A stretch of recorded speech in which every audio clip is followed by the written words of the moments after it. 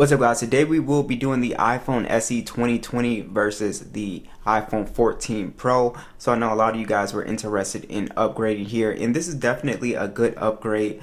It's a good upgrade across the board, but there are some things that, like, if you're upgrading for a specific reason, like speed and stuff like that, we're going to see that's actually not going to be like a massive upgrade, because the SE 2020, one of my favorite phones to recommend to people that still want the home button, and it's also very powerful, as we're going to see as well too. But I think everything else is still a pretty solid upgrade here.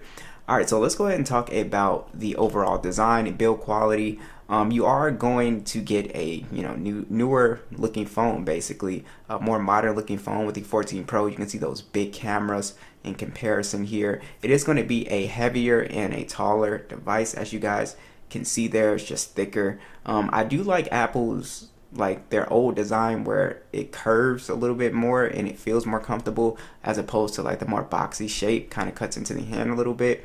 You will like this matte finish. It doesn't pick up fingerprints as well too. You can see it's just very clean as well, so that's one thing I like. Also, you get IP68 dust and water resistant on the 14, and the SE does have IP67, which is not terrible, but you do get better water resistant on here. Both have stereo speakers, which we will get into as well too. But as far as hardware goes, definitely you're getting a pretty nice design change here. Alright guys, let's talk about the specs a little bit more. We do have the Apple A13 on the SE. We do have 64 gigs of internal storage and 3 gigs of RAM. On the 14 Pro, we do have the Apple A16 chip. We also have 128 gigs of internal storage and 6 gigs of RAM. So you get more storage and more RAM on the 14 Pro in general here. As far as your day-to-day performance, it's actually really not that big of a difference in terms of opening applications. They pretty much open everything the same. They pretty much feel extremely smooth.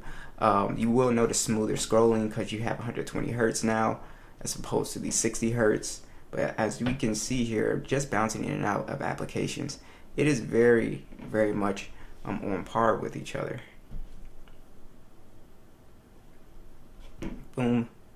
So as you guys can see, not that big of a speed increase. So if you guys were actually upgrading just to see some big speed jump, or just much better gaming performance, for the casual user, you're not gonna really notice too much of a difference here, for sure.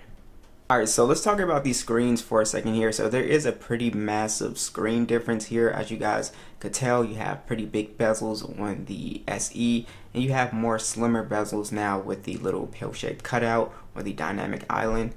And yeah, so you'll notice that the home button is gone, right? So you'll be using these gestures now, which I think you will get used to pretty fast. But as far as the screen quality on here, it's actually pretty good. So the 14 Pro, it does have the 120 Hertz XDR OLED display. It's 2000 nits brightness, so it's just crazy bright outdoors, much brighter than the SE. And it's a 6.1 inch display, so it's much bigger. And yeah, it just looks really good. Slim bezels.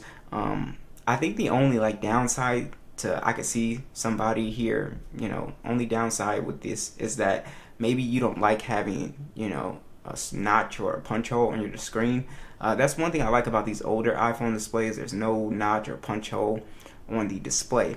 Now with the SE, it does have a 720p plus Retina IPS display, and it's 326 for the PPI, and it looks fine. It's 4.7 inches, so it's a very small screen, very easy to one hand. But I think in comparison, it's just like the 14 Pro screen is just much better.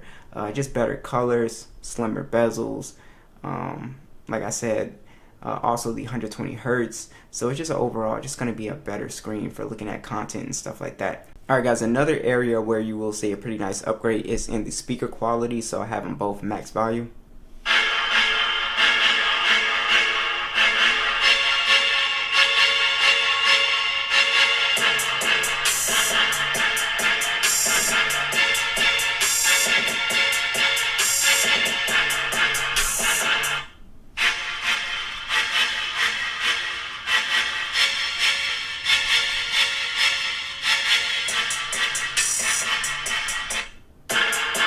So as you guys can hear, it's almost 2 times louder and just much better bass on the 14 Pro. It almost makes the SE sound flat in comparison. So you're getting just a massive speaker upgrade. As far as the biometrics go, you will now be switching to Face ID, which, you know, I think a lot of people like. You will be giving up the home button in Touch ID, which a lot of people like as well too. And Touch ID works flawlessly on here. I wish they implemented the Touch ID on the 14 Pro, put it in the power button or something like that. But yeah, so as far as the bells and whistles go, both these phones have Apple Pay. Like I said, they're both IP rated. You do get an always on display, which is really nice. I actually turned mine off because I'm not a big fan of it. But that is something that a lot of people might really like, the always on display, and that's only possible with, you know, the OLED display. So you can see it's off, turn it on, you see it brightens up.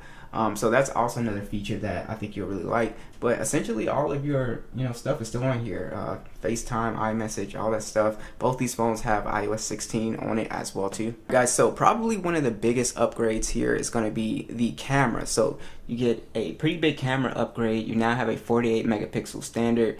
You also have a 12 megapixel telephoto with 3x optical zoom, and then you also have a 12 megapixel ultra wide on here. You now get the cinematic mode on here as well as a macro mode.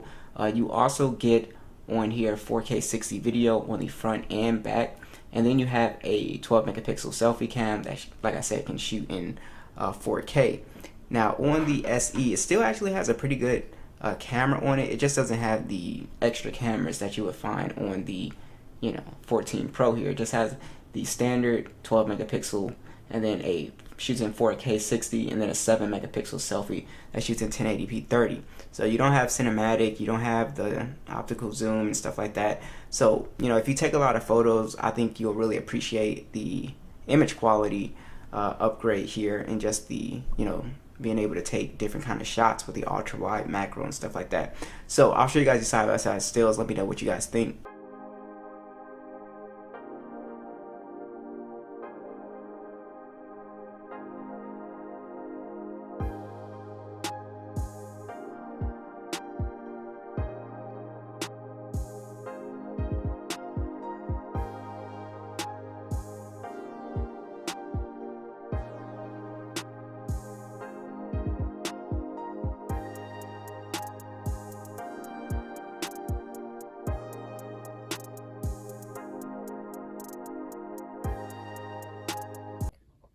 Alright guys, here's the video on the SE.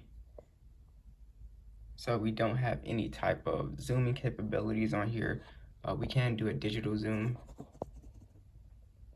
And of course, it's not going to be any ultra wide or anything like that.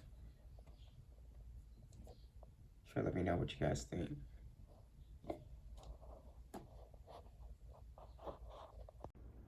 Alright guys, here's the video on the iPhone. I have my 2x,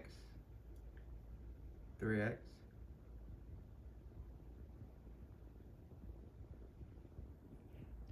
my 0.6,